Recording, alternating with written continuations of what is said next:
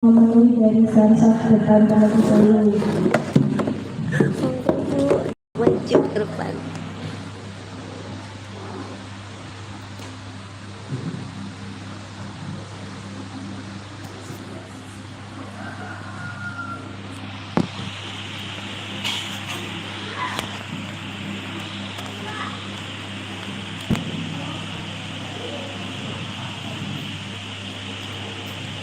Belakang lagi.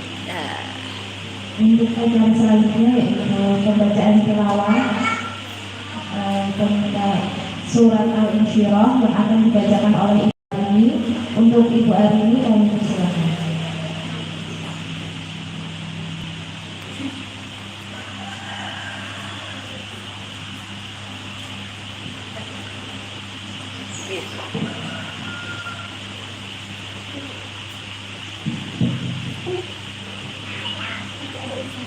Assalamualaikum warahmatullahi wabarakatuh.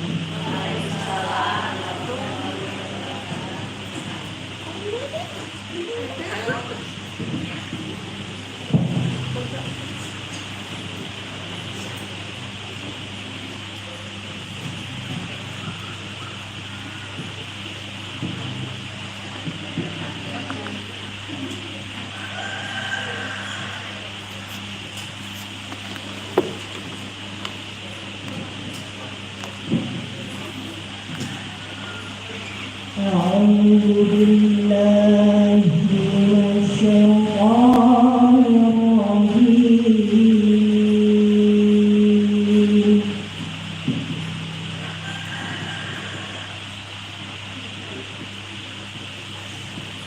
بسم الله الرحمن الرحيم.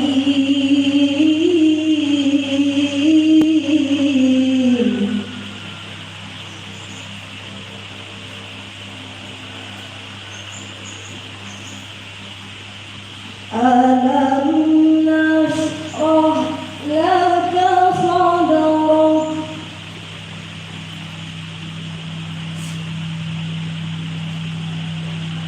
ووضعنا عنك وزرك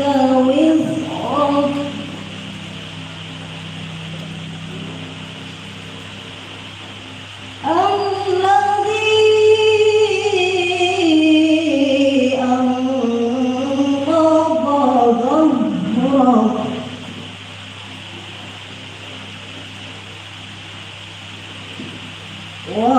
ورفعنا لك ذكرك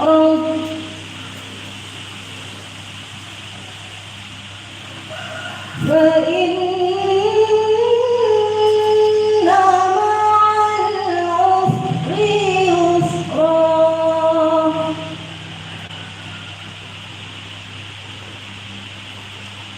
إن مع العسر يسرا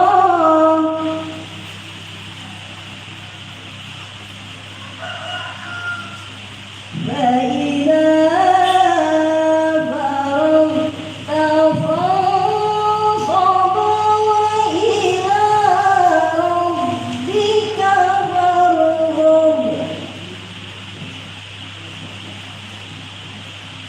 بسم الله الرحمن الرحيم.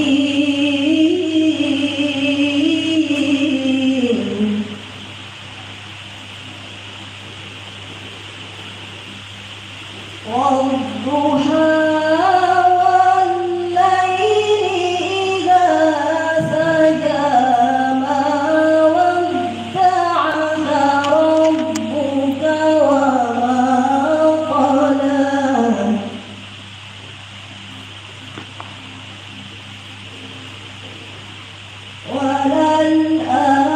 وللآخرة خير لك من الأولى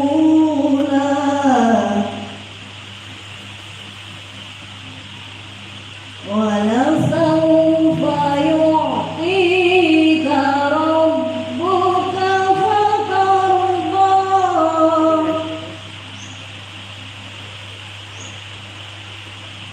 ألم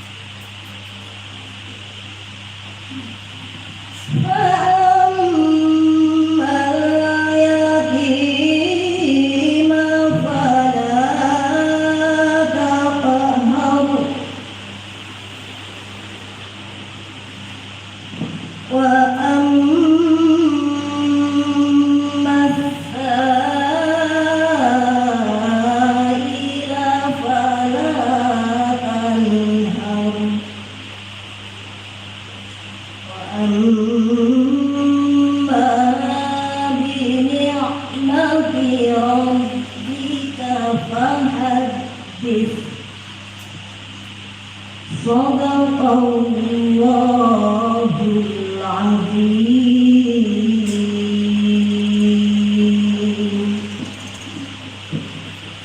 Terjemah surah Al-Insyirah. Aku berlindung pada Allah dari godaan setan yang berikutnya. Dengan nama Allah yang Maha Pengasih, Maha Penyayang. Bukankah kami telah melapangkan dadamu Muhammad, dan kami pun telah menurunkan bebanmu darinya, yang memberatkan punggungmu, dan kami tinggikan sebutan namamu bagimu. Maka sesungguhnya bersama kesulitan ada kemudahan. Sesungguhnya bersama kesulitan ada kemudahan. Maka apabila engkau telah selesai dari sesuatu urusan, tetaplah bekerja keras untuk urusan yang lain, dan hanya kepada Tuhanlah engkau berharap. Surah Al-Duha. Dengan nama Allah yang Maha Pengasih, Maha Penyayang. Demi waktu duha, ketika matahari naik sepenggalan, dan demi malam apabila telah sunyi, Tuhanmu tidak meninggalkan engkau Muhammad, dan tidak pula membencimu. Dan sungguh, yang kemudian itu lebih baik bagimu daripada yang permulaannya. Dan sungguh, kelak Tuhanmu pasti memberikan karunia-Nya padamu, sehingga engkau menjadi puas. Bukankah Dia mendapatimu sebagai seorang yatim, lalu Dia melindungimu? Dan Dia mendapatimu sebagai seorang yang bingung, lalu Dia memberikan petunjuk. Dan Dia mendapatimu sebagai seorang yang kekurangan, yang Dia memberikan keputusan. Maka terhadap anak yatim, janganlah engkau berlaku sewenang-wenang, dan terhadap orang-orang yang meminta-minta, janganlah engkau menghariknya. Dan terhadap hikmat Tuhan ini, hendaklah engkau nyatakan dengan bersyukur. Maha benar Allah dengan segala firman-Nya. Assalamualaikum warahmatullahi wabarakatuh.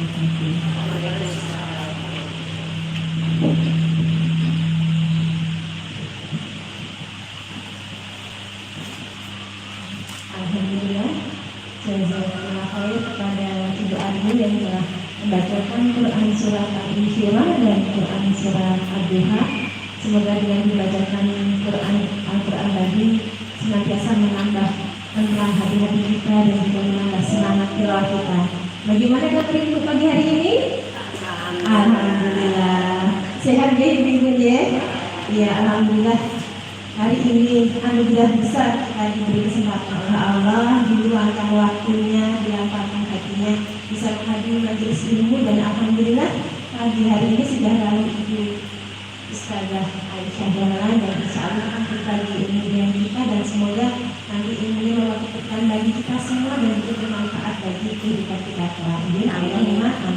Ya, mohon kepada Aisyah kami persilakan.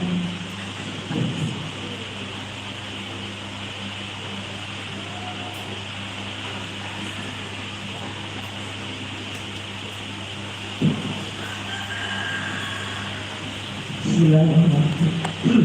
Assalamualaikum warahmatullahi wabarakatuh. Waalaikumsalam warahmatullahi wabarakatuh. Alhamdulillahirabbil alamin. Innal hamdalillah nahmaduhu wa nasta'inuhu wa nastaghfiruh wa na'udzu billahi min shururi anfusina wa min sayyiati a'malina. May yahdihillahu fala mudilla lahu wa man yudlil fala hadiya lahu. Assalatu wassalamu ala Rasulillah wa ala alihi wa sahbihi wa man walah. Rabbi shrah li sadri wa yassir li amri wahlul 'uqdatam min lisani yafqahu qawli. Ibu-ibu jamaah majelis taklim Arido yang saya muliakan, alhamdulillah kita mendapatkan banyak anugerah, dan seperti yang disampaikan oleh Ibu Bapak tadi, salah satu anugerah kita hari ini itu ya kita diundang hadir di majelis ini semata-mata untuk mencari ilmu, menambah amal soleh, mengisi waktu dengan hal-hal yang baik. Saya diminta oleh pengurus ya untuk menyampaikan tafsir surat Al-Insyirah, karena kemarin bulan lalu saya sedikit promosi tentang surat Al-Insyirah. Sebelum saya sampaikan surat ini, yang perlu kita paham bersama bahwa sebagian ayat-ayat Quran itu diturunkan oleh Allah itu dengan sebab tertentu. Dengan sebab tertentu itu maksudnya ada peristiwa tertentu, kemudian Allah mengambil settingan peristiwa tersebut menjadi sebab ayat itu diturunkan. Tapi tidak semua ayat itu ada asbabun nuzulnya, ada peristiwa dulu. Jadi Allah nggak menunggu ada peristiwa terus baru menurunkan ayat. Tapi ada beberapa yang memang diawali dengan peristiwa tertentu. Dan juga tidak semua kehidupan Rasul, tidak semua peristiwa yang dialami oleh Rasul dan para sahabat itu menjadi sebab turunnya ayat. Artinya Rasul kan yang dialami Rasul dan para sahabat itu kan banyak hal. Beliau hidup selama 60 tahun itu berarti kan peristiwanya juga banyak. Tapi tidak semua peristiwa itu juga kemudian menjadi sebab turunnya ayat. Nah, kenapa ada peristiwa yang kemudian menjadi sebab turunnya ayat? Ya karena Allah Maha tahu bahwa itu penting untuk diberitahukan pada saat itu, dan itu juga penting untuk kehidupan selanjutnya. Kehidupan selanjutnya itu kehidupan kita. Jadi pasti ayat-ayat yang peristiwa-peristiwa yang kemudian menjadi sebab turunnya ayat itu pasti akan berlanjut juga pada kita. Peristiwa itu kemungkinan akan kita temui, kondisi itu mungkin kita akan merasakan, dan itu penting. Sehingga kemudian beberapa peristiwa kemudian menjadi sebab turunnya ayat. Tapi Allah itu juga tidak selalu menunggu itu enggak. Jadi kadang-kadang Allah ya karena ayat itu ada pelajaran yang akan terus-menerus disampaikan oleh Allah kepada manusia lewat malaikat Jibril dan Rasulullah, maka ayat itu seringkali diturunkan tanpa sebab. Sehingga kadang dan Rasul itu juga tidak selalu mengatakan ini sebab ayat ini sebab peristiwa ini loh, tidak ya para sahabat melanjutkan kehidupan itu berinteraksi dengan suasana, dengan peristiwa, dengan ayat itu kan dalam satu rangkaian. Nah kemudian para mufasir itu ketika menyampaikan ayat kemudian menyampaikan sebab-sebab turunnya, tapi tidak mesti. Kadang satu mufasir dengan mufasir lain juga ada perbedaan pendapat, karena memang Rasul juga tidak pernah nulis sini ada peristiwanya ini gitu enggak. Ya Rasul menyampaikan aja yang lebih penting dari ayat-ayat Quran itu bukan pada peristiwanya, tapi pada ayatnya, ya pada pelajaran yang akan disampaikan. Makanya ada salah satu kaidah usul fikih itu menyatakan tentang Quran itu begini. Kita jangan terfokus pada sebab turunnya ayat, tapi fokuslah pada isi ayat tersebut. Nah, jadi peristiwa tertentu menjadi latar belakang ayat diturunkan itu memang ada penguatan. Kayak mbah kita itu sok cerita begini. Ini lahir di pas kuwi, nah gitu lah ya. Pas ono peristiwa banjir bandang, nah gitu. Nah, itu ketika terkait dengan sebuah peristiwa itu memang lebih kuat. Tapi kan tidak setiap ayat juga harus ada sebab turunnya menjadi sebab turunnya ayat. Ya. Jadi banyak juga yang memang Allah bermaksud memberi pelajaran tertentu kepada kita. Nah termasuk surat tadi yang dibaca itu Al-Duha dan Al-Insyirah. Ini sedikit koreksi ya, sebaiknya kalau membaca surat itu memang urut dari penyusunan. Ya, tapi kan karena memang disuruhnya Al-Insyirah ya mungkin. Sebetulnya lebih bagus Al-Duha dulu baru kemudian Al-Insyirah. Termasuk ketika kita sholat sholat itu rakaat pertama dan rakaat kedua itu baiknya tidak kebalik itu, makanya urutan surat itu ya baiknya tahu gitu ya, supaya kita nggak sungsang. Kalau ada ya itu yang kita jangan baca sungsang kayak dari al-insyirah baru al-duha itu sungsang ya. Susunan ini sudah disusun oleh Allah, urutannya begini. Memang tidak urut turunnya ayat kan, tidak urut turunnya ayat, tapi setiap kali malaikat Jibril menyampaikan wahyu selalu mengakhiri dengan kalimat ayat ini setelah ayat ini sebelum ayat ini, selalu begitu. Jadi susunan yang sekarang kita dapatkan itu dari Al-Fatihah, Al-Baqarah itu tauqifiyah dari Allah, bukan Rasulullah yang muncul. Allah yang memberitahukan susunannya begini. Nah ini kita sekarang sudah dapat yang susunan lengkapnya, sudah urut ya. Nah tentang Al-Duha dan Al-Insyirah ini memang ada yang ini satu tema. Al-Duha dan Al-Insyirah itu satu temanya itu mirip, turunnya juga berurutan, Al-Duha terus Al-Insyirah. Nah makanya ketika Umar bin Abdul Aziz ya, salah satu khalifah yang sering disebut sebagai Khulafaur Rasyidin ke-6, itu kalau sholat baca surat ini itu dirangkaikan ya, dari Al-Duha terus dirangkaikan dengan Al-Nasr. Jadi kita kan Al-Duha rakaat kedua, kalau beliau ada satu rakaat itu Al-Duha dan Al-Insyirah bareng. Nah, ketika ayat Al-Duha itu turun, itu Rasulullah itu bertakbir. Ya karena Rasulullah itu sedang menghibur. Sebetulnya surat Al-Duha dan Al-Insyirah itu hiburan buat Rasul. Ketika diturunkan surat Al-Duha, itu Rasul takbir. Saking bahagianya mendapat hiburannya. Nah makanya sekarang orang kalau khataman itu diawali dengan surat Al-Duha. Kenapa Pak Al-Duha? Ya karena yang waktunya biar tidak terlalu panjang. Kalau juz ya kesuwen, ya juz 30 ya kesuwen. Akhirnya disepakati ulama bacanya dari Al-Duha karena relatif pendek. Makanya kalau khataman itu baca Al-Duha selesai itu mesti bacanya Allahu Akbar. Walaupun kemudian dirangkaikan dengan La ilaha illallah wallahu akbar gitu ya. Nah ini itu sejarahnya karena Rasulullah takbir. Nah surat Al-Duha ini saya rangkaikan dengan Al-Duha ya biar nyambung gitu.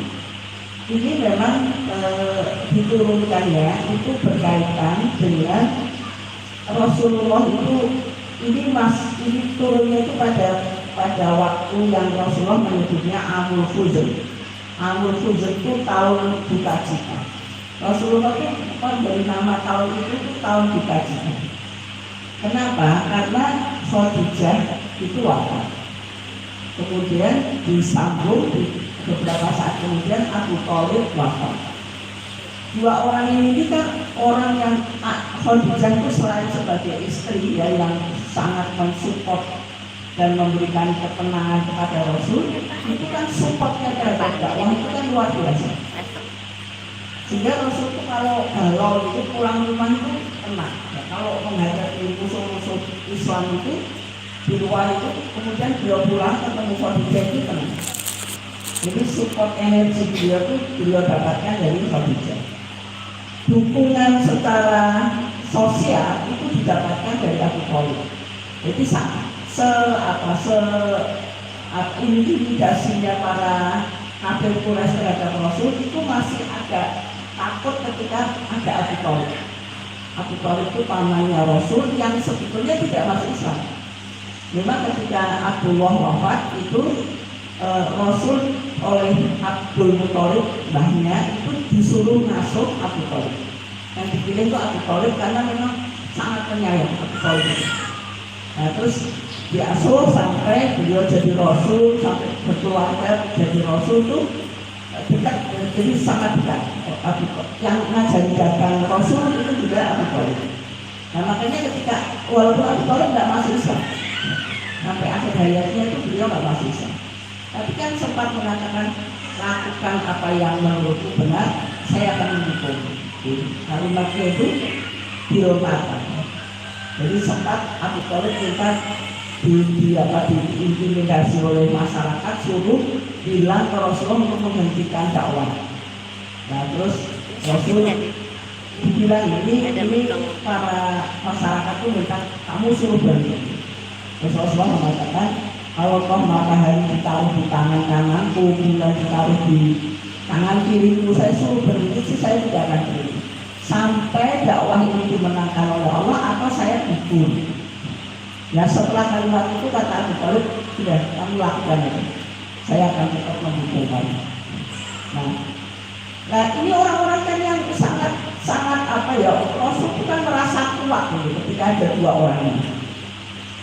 Kemudian Allah mentakdirkan pada tahun itu Khadijah wafat. Kemudian disusul Abu Thalib. Jadi Rasul itu puncak. Jadi kita harus berpikir bahwa Rasul itu manusia ya. Ketika ditinggal mati orang-orang yang memberikan support begitu rupa, itu beliau terguncang itu ya wajar, jangan bilang tapi kok terguncang. Tapi itu manusia yang punya hati, punya rasa, punya emosi. Ya. Ketika ditinggal orang-orang yang selama ini memberikan support itu pasti Rasul juga merasa sedih. Sampai beliau menyebut nama tahun itu tahun dikacikan. Amul Huzn itu artinya tahun dikacikan. Nah, jadi Rasul itu guncang dan merasa ya Allah, saya itu sudah ditekan masyarakat begitu rupa, seakan-akan dalam tanda kutip itu mempertanyakan itu kok malah gue ambil gitu, malah orang-orang yang mendukungku kok kamu ambil dalam waktu yang berdekatan. Makanya terus Allah turunkan surat Al-Quran. Terus disambung dengan Al-Quran. Al-Quran itu kan seakan-akan mengatakan begini, kok kamu kok sedih itu kenapa? Kok itu disawangnya duha itu disawang. Waktu duha begini, ini waktu yang paling terang benderang. Panasnya tidak terlalu menyengat, tapi terangnya sangat terang. Kalau nanti sudah beranjak siang itu kan sudah panas. Tapi duha ini waktu yang paling enak. Maka Rasulullah seakan-akan Rasulullah sudah diikuti. Kenapa kamu kok sedih itu kenapa? Buat dilihat itu waktu duha itu terangnya terang benderangnya dunia itu kayak video. Kemudian memang Allah sudah menyampaikan, memang kadang-kadang itu ya ada lain, ada waktu malam yang hening, sepi gitu. Karena ini diperlukan dalam kehidupan. Sedih, gembira itu juga diperlukan dalam kehidupan. Coba kalau ada orang itu tidak pernah merasakan sedih, itu dia tidak punya empati. Dia tidak bisa merasakan orang lain sedih. Kalau mereka sedih juga, jadi orang ini akan tidak. Ketika dia berhubungan dengan orang lain pun juga dia tidak akan pernah bisa berempati karena dia tidak merasakan. Walaupun tidak ada orang yang tidak pernah merasakan sedih juga. Karena itu keseimbangan kehidupan. Orang itu perlu diberikan rasa bahagia, tapi juga perlu diberikan rasa berduka, supaya dia akan kembali kepada Allah. Untuk orang kalau senang terus itu nanti dia bisa lupa. Maka oleh Allah itu diberikan pergiliran seperti Allah mempergilirkan antara waktu duha dengan malam. Seakan-akan Allah bilang, ya nggak apa-apa, kamu nggak perlu sedih banget. Kalau sekarang malam, besok ya duha. Besok itu ketemu waktu duha. Nanti malam lagi, gitu. Ya, seakan-akan Allah sedang mengajarkan pada Rasul untuk mensikapi segala sesuatu itu dengan cara yang wajar. Kemudian yang kamu harus paham bahwa Allah itu tidak meninggalkan kamu. Nah, kan Rasul mungkin merasa, ya Allah, aku sedang butuh dukungan kok. Karena ini kok bisa ini gitu kan ya. Kalau boleh mengatakan begitu, tuh Rasul mungkin akan mengatakan begitu. Kalau mau ngambil itu yang nanti masyarakat itu sudah tidak terlalu kuat ini ya tekanannya. Makanya Allah bilang ini, yang kamu harus tahu bahwa aku Tuhan itu tidak pernah meninggalkan kamu. Jadi ini sebetulnya nanti akan saya sampaikan di semua ayat. Kalau ayat ini berkaitan dengan masa ditanya Rasul, itu juga ayat ini kenapa diturunkan oleh Allah. Seperti saya tadi sampaikan, tidak semua peristiwa itu diambil sebagai sebab turunnya ayat. Tidak semua turunnya ayat berdasarkan sebab tertentu. Ketika ada sebab tertentu diambil untuk menjadi sebab peristiwa tertentu menjadi sebab turunnya ayat, ini berarti tidak hanya berlaku pada Rasulullah saat itu, tapi juga berlaku untuk kita. Jadi ketika kita membaca ayat, jangan berpikir memang kalimatnya ini mawada'aka. Nah itu kalau konteks saat itu Rasul. Kalau konteks sekarang, nah itu siapa? Kamu, saya, kita. Maka ketika kita bersedih itu jangan terlalu sedih, karena waktu dipilihkan, peristiwa dipilihkan. Kalau sekarang kita sedih, besok bakal gembira lagi. Kalau orang lain hari ini gembira, suatu saat dia juga akan merasakan sedih. Nah, gambarnya santai aja lah gitu. Santai aja, menghadapi kehidupan itu jangan terlalu dirundung oleh kita itu jangan. Tuhan itu nggak pernah meninggalkan kita. Tuhan itu pasti akan bersama kita, selalu akan mendampingi kita.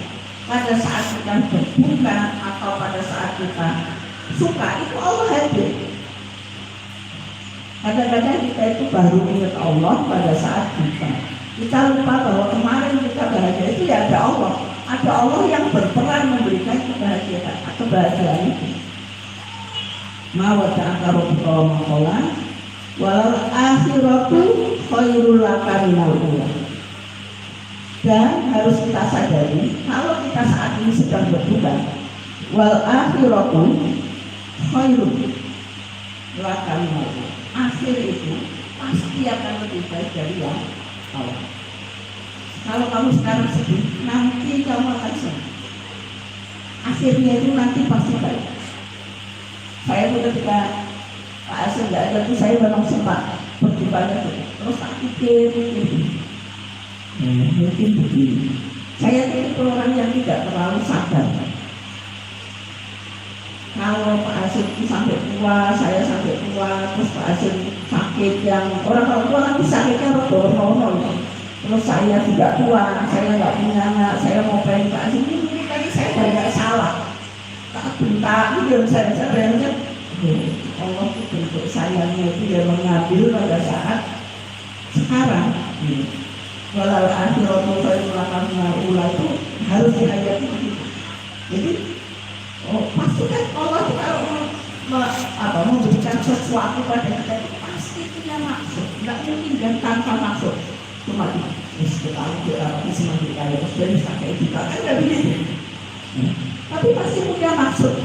Allah paling tahu ini untuk orang ini bukannya dalam bentuk apa, kadarnya seberapa itu Allah paling tahu. Ya termasuk pada saat memberikan kebahagiaan. Makanya orang itu tidak boleh dalam sebuah hadis Rasulullah mengatakan orang itu tidak boleh bahagia yang amat sangat, berbuka yang amat sangat. Biasa aja. Kayak seneng ya seneng banget. Kayak pas buka ya jangan dibakar. Kayak senang banget itu nanti bisa melupakan untuk bersyukur, melupakan untuk merasakan orang lain itu tidak sedang suka seperti kita loh. Misalnya orang bapakku, saking semuanya begitu suka Allah,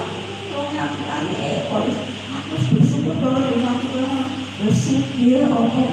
Gak dipikir kalau teman yang diajak ngomong itu kepengen makulung untuk itu gitu. Karena kan kita harus berempati sama orang lain itu dengan tidak terlalu menunjukkan kebahagiaan. Nah, kembali ke sini, ini ambil saya agak promosinya kemarin ke ini ya. Saya pikir memang berkait dengan antara al-jihad ini walau sopan waktu kalau buka bapak. Bukankah aku sudah memberi kamu dan kamu masih puas? Kamu tuh akan mendapatkan sesuatu dan kamu puas dengan pemberian itu. pasti kamu akan merasakan ini. Jadi kalau kita berbuka, kita rasakan aja, pasti ada karunia yang sedang disimpan yang akan diberikan kepada kita, dan kita pasti puas.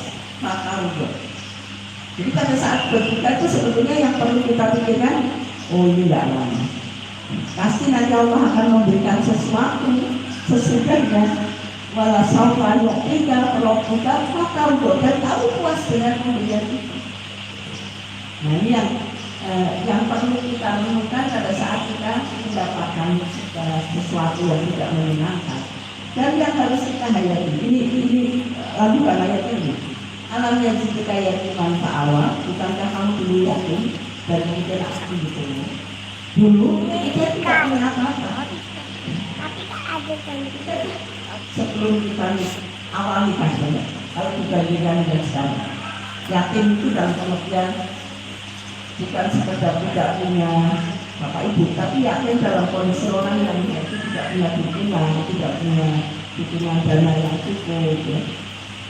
Kita itu kan jujur saja pasti secara rezeki itu dulu dengan sekarang pasti lebih baik sekarang.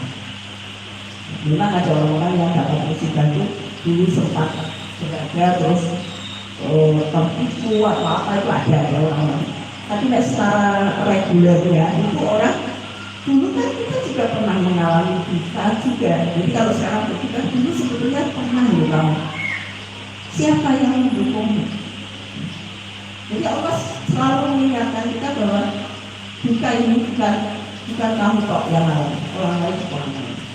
Duka ini juga dulu pernah kamu alami, bentuknya yang lain.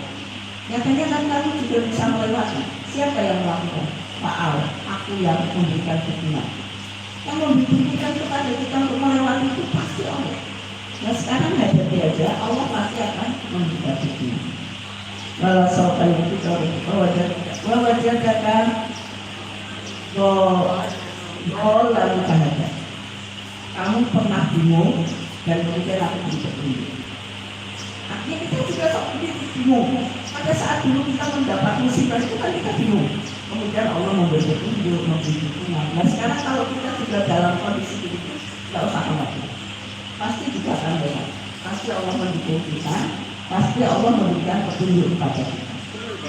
Wawajadaka a'ilan fa'alana. Dan dulu kamu itu tidak punya. Sekarang kan kamu sudah dicukupi. Fa'alana itu dicukupi. Kadang-kadang seringkali disebutkan kaya. Wali itu kaya. Fa'alana itu dicukupi. Nah kita harus bersyukur kepada Allah pun. Itu melewati loh itu, melewati masa-masa susah, sedih, terpuruk, kekurangan. Tapi ya loh, lewatnya itu bisa jadi kemudian memang dicukupkan dalam bentuk materi. Tapi bisa juga dalam bentuk nanti alam masalah itu dilapangkan dadanya. Bisa jadi memang selesaikan dalam arti seperti yang kita harapkan. Tapi kadang-kadang berlalunya waktu kita juga merasa sudah lama itu ya memang pakai proses waktu. Mungkin ya belum terselesaikan persoalan yang kita hadapi. Tapi kita dilapangkan hati kita. Jika kita menganggap kan oh ya kayak begini rasakan begini itu ya nggak masalah. Orang lain bisa jadi lebih besar lagi dari saya. Itu namanya dilapangkan. Pak-Al-Gunanya itu harus kita pahami dalam banyak hal, bukan hanya dalam bentuk materi, tapi dalam hal-hal dicukupi kebutuhan kita itu tercukupi. Kemudian Fa'amaliyati mafalakabha wa anasa'ila falakabha. Makanya yang penting untuk kita jadikan indal balik dari semua persoalan yang kita hadapi, yang kemudian Allah bisa menyelesaikan semuanya kepada kita, memberikan solusi kepada kita. Jangan biasa menghadapi anak yatim. Jangan sampai kita menampik orang-orang yang minta kepada kita. Ini harus berimbal balik ke sana. Bukti bahwa kita itu bersyukur terhadap Allah, terhadap semua hiburan yang diberikan oleh Allah. harus wujudnya ya kepedulian sosial. Makanya orang yang bisa melewati masa Sini ya, dia bisa takut kering. berempati. Kalau kering nggak bisa Berempati kepada orang lain. Ya, Pak yatima falatan haru amasa ila falatan haru, dalam segala bentuk keyakinan, dalam segala bentuk orang-orang yang meminta itu tidak mesti kan meminta itu, tapi dalam bentuk semua orang-orang yang dalam kondisi terpuruk, yakin itu bisa keterpurukan, atau orang-orang yang memang banyak kesalahan, kita bisa berempati. Jangan sekali seperti Allah kadar koyo mulai kok raiso melu aku. Jangan menganggap orang lain kemudian kita mau main lagi apa mau bobo? Kamu main makanya kemudian tadi katanya mau harus bobo, kita makanya sadari yang sudah kita dapatkan dari Allah itu sangat banyak. Makanya wa amma bi ni'mati rabbika, nikmat yang diberikan oleh Allah pada kita itu banyak sekali. Kita selalu menyampaikan yang disampaikan bukan nikmatnya, nikmat dari roh. Nah, kadang-kadang orang salah. Orang itu kalau mendapatkan nikmat itu dari Tuhan, langsung menyampaikan. Tapi yang harus disampaikan ini dari Tuhan itu. Bukan aku baru mobil, bukan. Alhamdulillah, Allah memberi istri, Allah memberi kemudahan. Misalnya ada orang tanya, ini mobilnya loh. Alhamdulillah, itu nikmat yang disampaikan ini. Alhamdulillah Allah memberi rezeki. Jadi yang disampaikan ini nikmat dari roh, bukan karena saya. Terhadap seluruh kenikmatan yang kita terima itu kita harus menyampaikan ke orang lain, memang. Tapi dalam bentuk bukan nikmatnya, tapi pemberinya. Nah itu surat Al-Mulk. Kemudian disambung dengan surat Al-Nasr. Ayat ini namanya para mufasir sering memberi namanya Al-Duha, sesuai dengan nama ayat pertama. Surat Al-Nasr ini kadang orang menyebutnya surat Al-Nasr. Ada yang sering disebut oleh para mufasir itu Al-Insyirah. Tapi menyebut Al-Nasr ya apa banyak ayat itu, kayak kita bilang Al-Mulk itu seringkali orang menyebutnya surat Al-Baqarah. Nah, diambil dari kalimat pertama dari ayat ini. Nah, ini nyambung sebetulnya ketika Rasul merasa duka, diturunkannya itu 2 surat ini betul-betul. Bayangkan ya, ketika duka Allah menurunkan ayat, makanya Allah kemudian Rasul kemudian terhibur dengan. Nah, Rasul terhibur ketika surat ini diturunkan. Maka ini sebetulnya yang harus diambil pelajaran bagi kita. Kalau kita sedang sedih, bacalah surat, bacalah ayat, bacalah Quran. Nanti kita akan mendapatkan kegembiraan. Saya itu ketika ada Syekh Ali Jabir itu menyampaikan, kalau saya sedang sok males gitu, males baca Quran, mau baca tuh kayak apa gitu, mau buka Quran itu beratnya. Itu saya ingat kalimatnya Syekh Ali Jabir. Kalau sampai kita itu sedang wegah baca Quran, jangan-jangan bukan kita yang wegah baca Qurannya itu males kita baca. Qurannya yang sedang mengutuk kita untuk tidak dibaca oleh kita. Bayangkan sampai ini. Jadi Qurannya yang udah disentuh, udah diwontok gitu. Itu kan lebih berat kan? Saya takut lebih disentuh Qurannya yang sedang mengutuk saya ini. Nah, Rasul terhibur dengan 2 surat ini itu terhibur. Bayangkan ya, maksudnya suasana hati Rasul itu terhibur dengan turunnya surat. Tidak Rasul itu tidak kemudian begini. Bahkan kita aku tetap mau pendukungnya saya kira itu enggak. Rasul tidak terus Rasul terhibur dengan faal. Aku yang sekarang mendukung. Orang itu harus bahagia dengan dukungan Allah. Dukungan paling besar dalam kehidupan kita. Yang kita butuhkan itu dukungan Allah. Suami dihadirkan oleh Allah kepada kita. Itu dalam rangka Allah memberikan dukungan pada kita lewat suami, lewat anak, lewat keluarga, lewat tetangga. Bentuk dukungan kan begitu. Memang ketika kemarin saya menjelaskan surat Al-Anfal, pada saat peperangan itu Allah Istastaghithuna rabbakum fastajaba lakum anni mumitukum bi alfin minal malaikati murdifin. Rasul berdoa untuk diberi pertolongan, maka Allah menurunkan pertolongan dalam bentuk malaikat-malaikat yang turun bertubi-tubi. Memang bisa jadi bentuk dukungan itu sampai malaikatnya turun langsung. Itu untuk kondisi-kondisi kritis pasti Allah akan turunkan. Dalam kondisi yang cukup normal, ya tidak perlu begitu juga. Malaikatnya datang terus ketok malah mati ya. Mau dikira wih itu Israel tekan malah. Bentuk dukungannya itu ya bisa jadi dari tetangga kita, dari orang-orang sekitar kita. Itu Allah yang kirimkan kepada kita. Nah, ketika Rasul sudah cukup terhibur dengan surat Al-Duha, Allah tambahkan lagi dengan surat Al-Nasr. Allah berfirman begini. Ini bukankah kami telah lapangkan dadamu. Setelah Rasul sedih terus diturunkan, yes, saya kira saudara inilah dadamu. Kamu sekarang sudah rasanya sudah lapang. Jadi kan tidak kalau Allah bilang begini itu kan yes ini kan. Nah ini kalau kita baca sudah begitu. Setelah kita melewati itu bentuk Allah melapangkan dada. Memang sodorok itu ayat ini konteks saat turunnya itu kepada Rasul. Sodorok kata itu tamunya Rasul. Tapi yang harus kita pahami karena ini diturunkan buat kita, berarti setiap kali kita melewati sebetulnya Allah sudah melapangkan dada. Makanya saya tadi bilang bentuk dukungan Allah itu ya di antaranya kita merasa sudah menerima oh ya sudah. Walaupun ada orang yang menerimanya itu prosesnya cepat, ada yang prosesnya agak lambat. Tapi kan kemudian salah satu hal yang harus kita syukuri dalam kehidupan ini itu kita punya sifat pelupa. Sesedih apapun itu sudah lewat waktu itu lupa.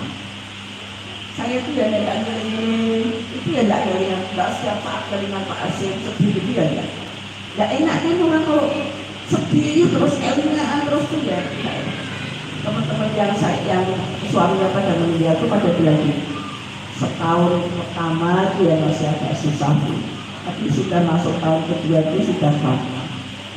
Tahun ketiga sudah lupa. Oh, jadi menurut saya ya lupa itu salah satu ya. Dulu kan saya mikirnya gini, saya tuh kemana-mana kan dianggap Pak Asyik, mana nggak pernah enggak. Oh, terus waktu itu dimikir saya tentang apa. Tapi kan kemudian saya tuh merasakan tapi saya tuh tipe dari dulu bukan tipe orang yang tergantung banget. Nggak bisa dianggap sempurna dari saya akan cari cara. Artinya nggak model itu gitu enggak. Nah, saya tuh merasakan gini. Saya tuh setelah Pak Asyik nggak ada, itu saya cari rumah. Nggak tahu, dan itu bukan keputusan yang salah. Saya cari rumah, kan tidak ada transport saya. Saya pilih begitu karena kalau saya nggak pindah rumah, saya di situ tuh saya merasa terbebani. Jadi kayak merasa, kan dulu saya 24 jam mau banyak anak-anak itu, anak-anak gitu. Nah kalau dulu ada pasien kan, ada yang bersama. Nah, saya merasa jadi terbebani 24 jam ya gitu. Jadi saya pindah itu untuk sedikit mengalihkan. Kan saya jadi mikir pindahnya itu nggak ada naik transport, naik apa ya gitu. Terus ketemulah trans. Saya tuh senang sama trans dari dulu, dari zaman Pak Asyik. Pada itu saya termasuk yang suka naik trans gitu. Sukanya karena perempuan di belakang, laki-laki di depan, ada AC-nya. Terus saya tua tuh mestinya maka sekarang bagus. Maka sekarang tuh luar biasa. Nah ada orang tua tuh langsung mereka dikirim terus dikasih. Terus saya kan transnya itu tadinya haltenya itu depan. Jadi rumah saya sendiri haltenya di depan Mangga. Jadi kalau jalan ya 5 meter. Itu kan belok ke arah. Lah kok tiba-tiba itu depan rumah saya dikasih halte. Ini bentuk pertolongan itu kadang-kadang kita enggak ini ya. Maksud saya bukan ya Allah haltenya ya enggak. Oh berarti Allah tuh memberi petunjuknya begitu. kemudahan hidup itu sampai segitunya gitu, sampai hal-hal yang kecil-kecil itu Allah berikan. Nah itu kan untuk dukungan ya. Nah kemudian Allah Allah itu melapangkan. Bukankah kamu sekarang sudah lapang? Ya berarti kita sekarang sudah begitu. Kalau melewati ujian kita sadari bahwa oh ini nggak lama. Nanti suatu saat pasti saya juga akan lapang hati saya. Makanya orang itu nggak boleh, misalnya ada hal yang membuat kita terpuruk ya. Jangan fokus di persoalannya, fokus di penyelesaiannya, fokus di melapangkan dadanya. Karena sebagian persoalan itu kan bisa diatasi ketika kita lapang. Kadang-kadang itu ada orang bilang misalnya, aku kok sekali ini belok Pak Heri, bosan ngomong orang ya, misalnya. Itu kita tidak lapang terus, tidak ada geger. Nek kita lapang lumut gitu kan. Itu kalau orang lapang, itu dua minum dulu. Oh ya mereka ngomong semua. Jadi santai itu. Itu kalau orang lapang itu jadi persoalan itu lebih mudah. Makanya kita suruh lapang ketika ada hal-hal yang membuat kita sedih. Sesedih Rasulullah pun itu yang dibutuhkan adalah lapang. Wa wada'na angka wizra. Bukankah aku juga sudah meringankan beban yang tadinya itu memberatkan punggungnya. Dulu kita sudah pernah dapat beban yang cukup berat, kita bisa lewat. Kalau sekarang kita mendapat beban lagi, pasti juga Allah akan meringankan beban ini. Beban ini itu tidak mungkin ditaruh di pundak kita terus menerus kita. Pasti suatu saat juga akan diambil Allah. Yang penting lapang dulu dada kita. Kalau ada masalah, lapangkan. Itu sudah mengurangi sebagian beban. Nah, kemudian nanti pasti Allah juga akan mengangkat bebannya, mengambil beban itu dari punggungnya. Kemudian alladzi anqadha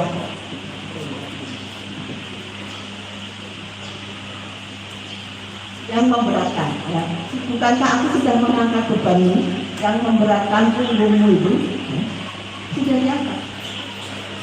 Sekarang mau bapaknya ya Rasul ya terus kurang ngomong dulu. Masih kurang apa saya terhadapmu kok kamu kok sedih terus ini. Sudah beban itu sudah diangkat. Kemudian kalau kita menghadapi persoalan yang kita butuhkan lapang dada dan kemudian selalu yakin bahwa Allah pasti akan melepaskan beban. Caranya gimana? Pertama dalam bentuk keyakinan, yang kedua ikhtiar. Allah itu tidak, walaupun Allah bisa, saya seringkali ini merasakan di Palestina.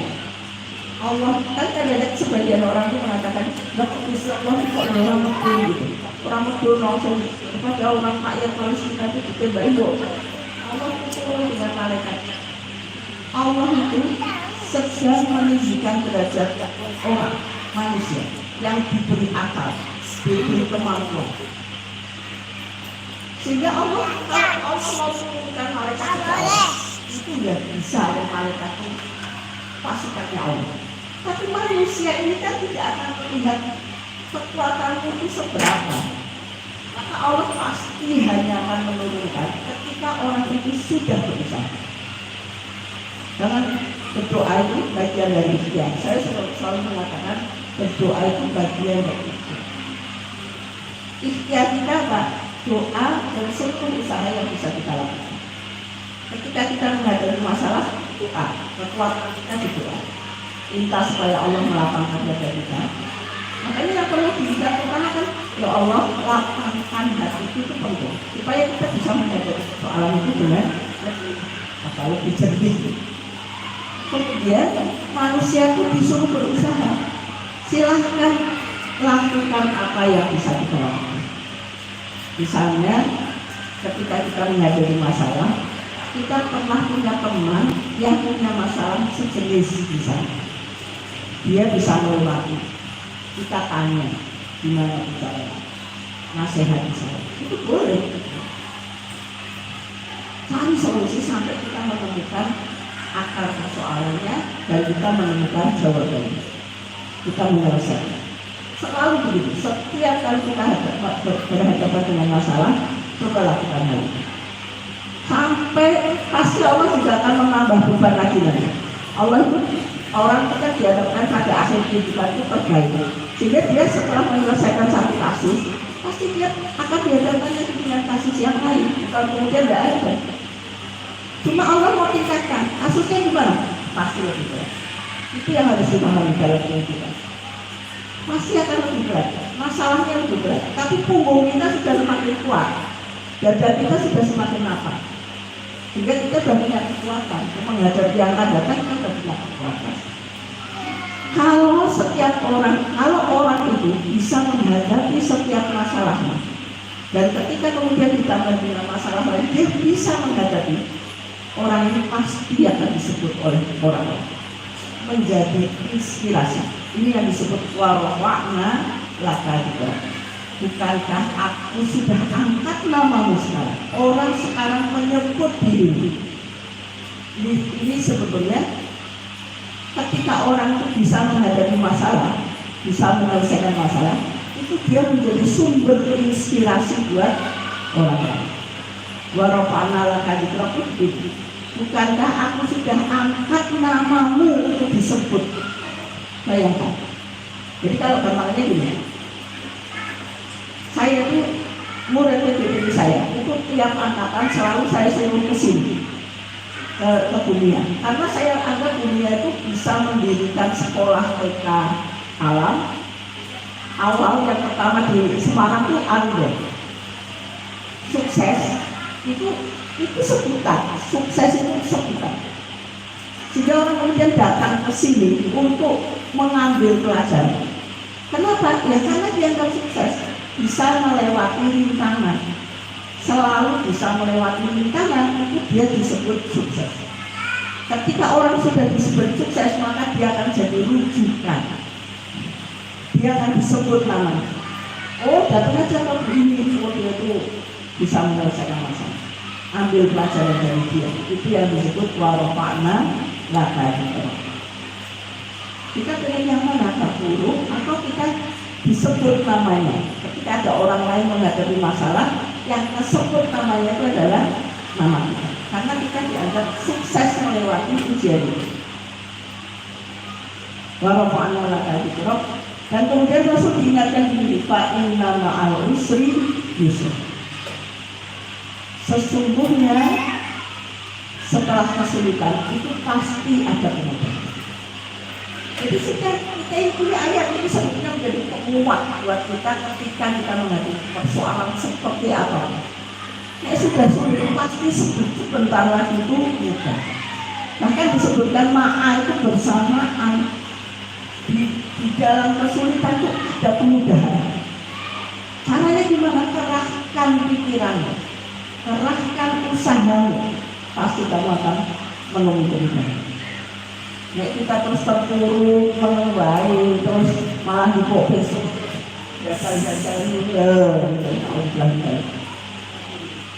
Kerahkan pikiran kita. Allah memberikan kemampuan pada kita. Kemampuan membaca, kemampuan berpikir, kemampuan berhubungan dengan orang, kemampuan mencari relasi. Itu jadikan sarana untuk menyelesaikan masalah. Fa inna ma'al usri yusra. Sadar itu pasti sebentar lagi ada kemudahan. Pasti kita akan menemukan kemudahan setelah sulit. Inna ma'al usri yusra. Diulang-ulang.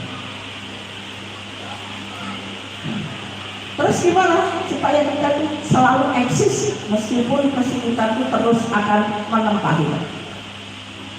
Fa'idha farota. Kalau kamu sudah selesai, ya sudah temu-temu, kerjakan yang lain. Lakukan karya-karya besar yang lain. Terus berkarya, karena nanti suatu saat kita pasti juga akan menghadapi kesulitan lain. Tapi karena kita farota, kita terus bekerja, kita terus berbuat, itu kita siap. Mental kita sudah lebih siap kalau nanti menghadapi ujian yang akan datang. Memang kita tidak boleh meminta ujian. Ya Allah, aku saya itu siap. Wes nembok kayak ujian apa siap. Jangan. Itu nantang Allah. Tidak boleh. Yang harus kita lakukan kalau kita selesai, kamu sudah selesaikan urusannya. Sekarang kamu kerjakan karya-karya lain. Siapkan kamu lebih baik. Makanya ketika ada orang temu dulu, perempuan-perempuan itu ada beberapa itu pada rayeh-rayeh gitu. Umat lewat. Mau kamu itu cuma kok rayeh-rayeh gitu. Jadi oleh itu tidak boleh ya. Namanya sembahnya mau malah malu-malu gitu. Umat bilang, kenapa kalian pada ngapain kok santai? Ini kami tuh harus selesaikan menun. Dan kami rem. Loh kamu tidak percaya ini? Tidak kalau kita pansok. Ada sebab jangan yang lain. Yang lain itu agak belum sesuai ya. Harus mengerjakan yang lain. Dalam konteks kehidupan, lakukan apa lagi yang akan saya lakukan untuk menambah kekuatan, untuk menambah sebutan. Ya, sebutan. Karena kita disebut namanya. Kalau kita tidak ingin disebut, tapi pasti disebut. Kalau kita sukses, pasti kita disebut. Orang akan menuju kepada kita. Faidah baru kita fansol, wa ila rabbika farghab. Nah, setelahnya apa? Tetap berharap kepada Allah, karena Allah lah yang fa'alah, yang mendidik. Allah lah yang melapangkan dada. Allah lah yang memberikan kemudahan-kemudahan setelah kita mengalami kesulitan. Maka tetap berharap kepada Allah itu penting. Supaya ketika kita melewati itu kita tidak menjadi orang yang sombong, karena sudah merasa bisa melewati. Tapi kita harus yakin bahwa ketika kita sudah melewati itu Allah yang paling punya peran besar terhadap kesuksesan itu. Wa ila rabbika farghab. Itu yang bisa saya sampaikan.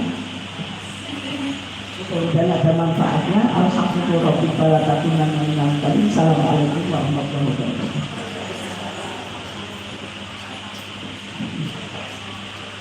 Alhamdulillahirrahmanirrahim. Jazakallahu khairan katsir kepada Ustazah Aisyah Dahlan atau sangat yang telah menyampaikan materi tentang tafsir Quran surat Ad-Duha dan Quran surat Al-Insyirah.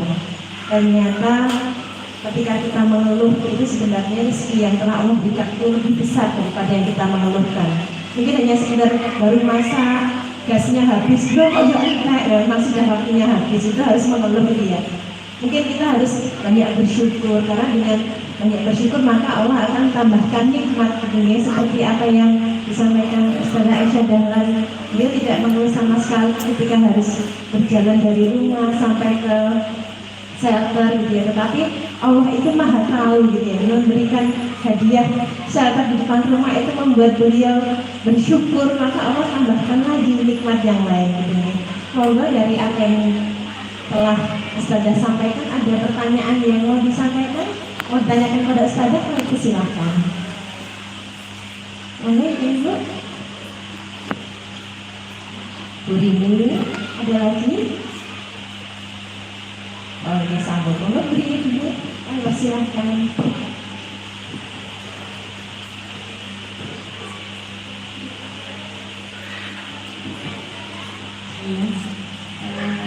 Assalamualaikum warahmatullahi wabarakatuh.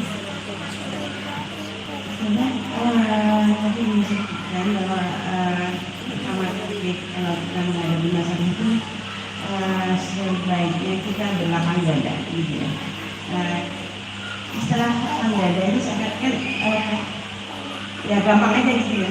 Tapi bagi saya bagaimana sih kita itu caranya agar kita itu bisa lapang dada. Terima kasih.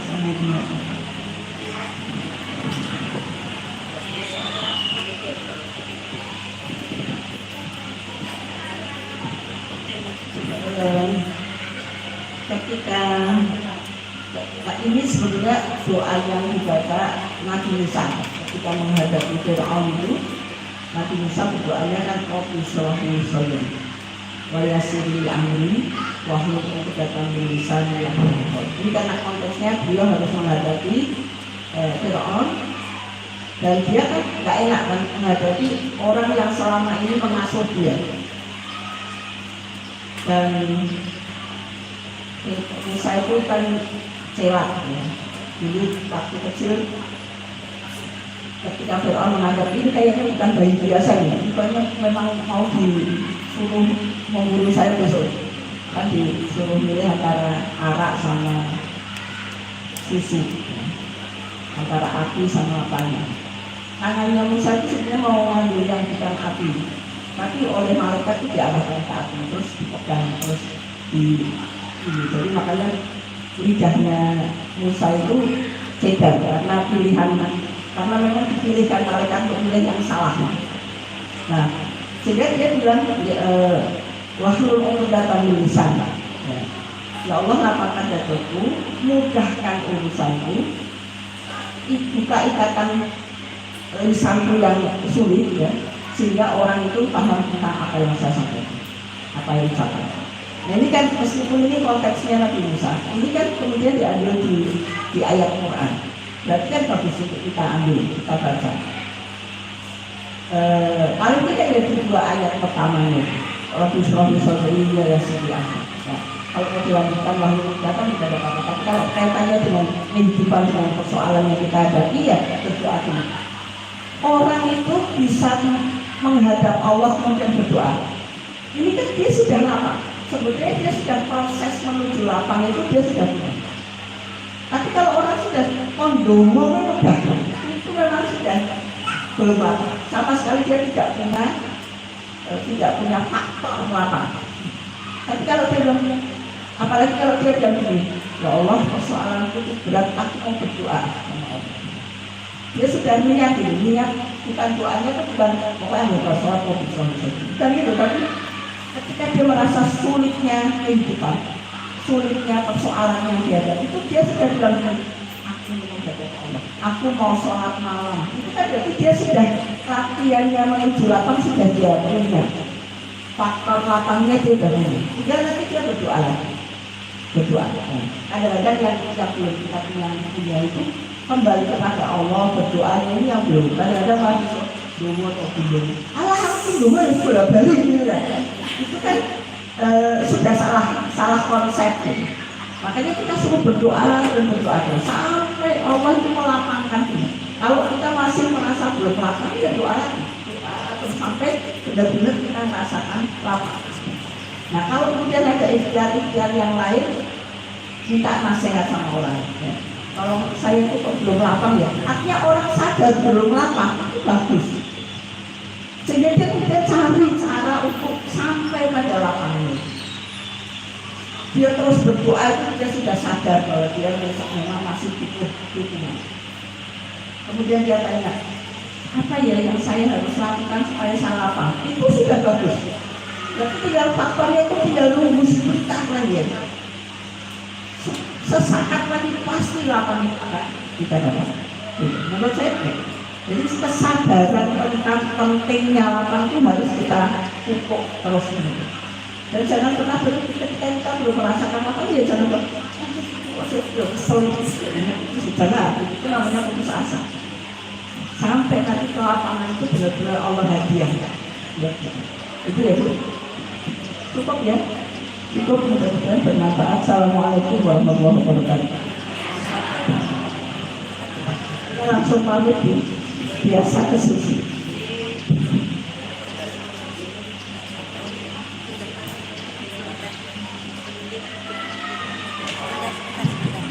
Ya, alhamdulillah ini kita sudah di puncak acara dan alhamdulillah untuk infak pagi hari ini terkumpul Rp344.000. Semoga Allah menerima kebaikan dan infak itu semua dan nanti dengan keberkahan yang lebih banyak ya. Allahumma amin. Dan insya Allah pekan depan kita akan ada kajian lagi dan semoga ini juga bisa semangat ya. Rawuh seperti hari ini dan semoga tetap semangat untuk senantiasa menimba ilmu dari Allah. Mungkin Ibu saat ini berdoa bersama dengan bacaan hamdalah bersama-sama. Alhamdulillahirabbil alamin. Istighfar.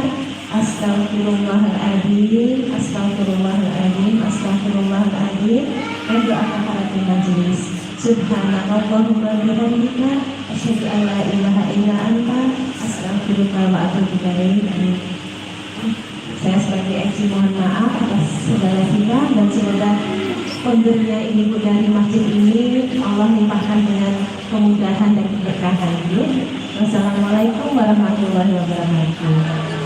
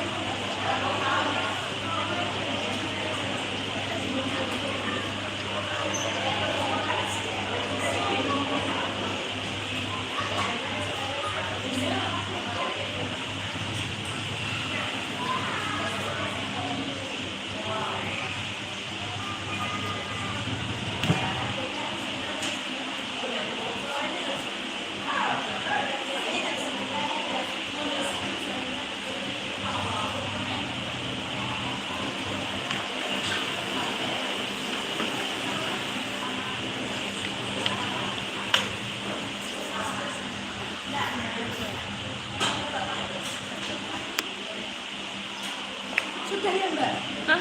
Udah.